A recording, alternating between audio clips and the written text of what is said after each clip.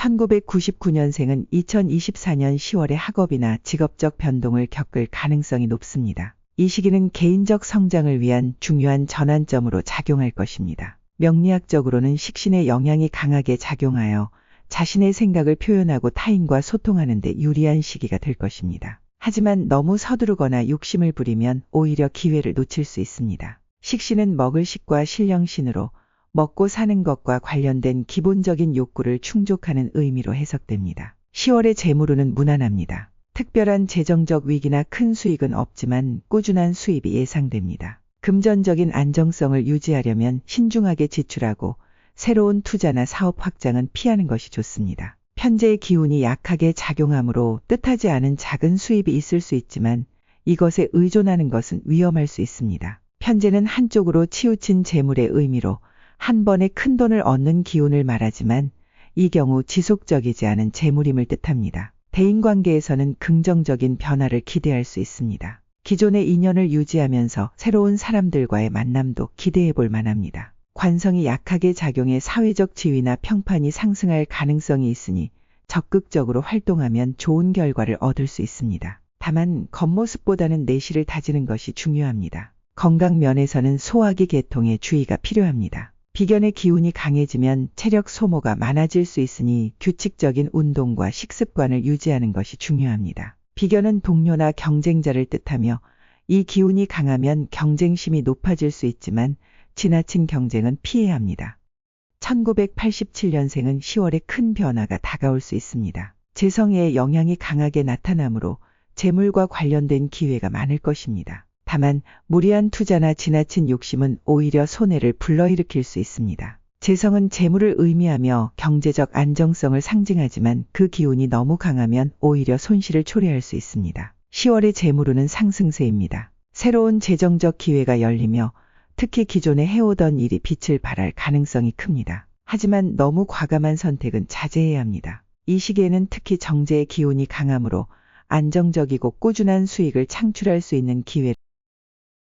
정제는 지속적인 수익이나 안정적인 재산을 의미합니다. 대인관계에서 신중함이 필요합니다. 이 시기에는 관성이 약해 타인의 시선에 신경 쓰기보다는 자신의 내실을 다지는 것이 중요합니다. 가까운 사람들과의 소통이 원활하지 않다면 자신의 감정을 지나치게 표현하기보다 타인의 입장을 고려하는 것이 좋습니다. 건강 면에서는 스트레스 관리가 중요합니다. 편인의 기운이 강해지면 정신적 압박감이 커질 수 있으니 충분한 휴식과 마음의 안정을 찾는 것이 필요합니다. 편인은 창의력과 직관을 의미하지만 그 기운이 지나치면 스트레스나 압박감으로 작용할 수 있습니다. 1975년생은 2024년 10월에 관성의 기운이 강하게 작용하여 직업적 성공과 명예를 얻을 수 있는 기회가 찾아옵니다. 이 시기는 그동안의 노력이 결실을 맺는 시기로 특별히 직장에서의 승진이나 중요한 프로젝트에서 성과를 얻을 수 있을 것입니다. 관성은 권위와 책임을 나타내며 사회적 지위 상승을 의미합니다. 재물은 역시 상승세입니다.